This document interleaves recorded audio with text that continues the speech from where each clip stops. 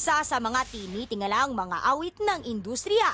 May kakaibang pinagdadaanan at kailangan munang mamahinga. Regine Velasquez pansamantalang iiwan ng showbiz. Ogie Alcacid, suportado ang asawa. Ilang buwan nang iniinda ng Asia Songbird na si Regine Velasquez ang matinding pananakit ng kanyang lalamunan. Matatandaang ito ang naging sanhi ng pagpalya ng kanyang boses noong silver anniversary niya, kaya't napilitang magkaroon ng part 2 nito.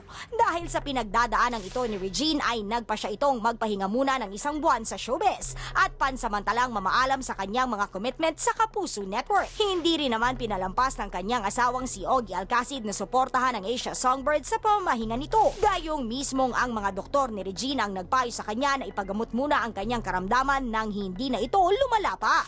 Ang good news sa kabila nito ay maaaring bumalik si Regine sa showbiz sa oras na gustuhin niya dahil mananatiling bukas ang Kapuso Network sa kanyang pagbabalik. Samantala, ayaw na munang pumatol ng mag-asawang Alcacid sa mga espekulasyon ng iba na mangingibang bakod na si Regine sa pagtatapos ng kanyang kontrata. Sa panahong mahirap ang tumagal sa industriya, nananatiling mas mahalaga na mapangalagaan ang kalusugan kaysa sa mga proyektong nag-aabang at nakapila.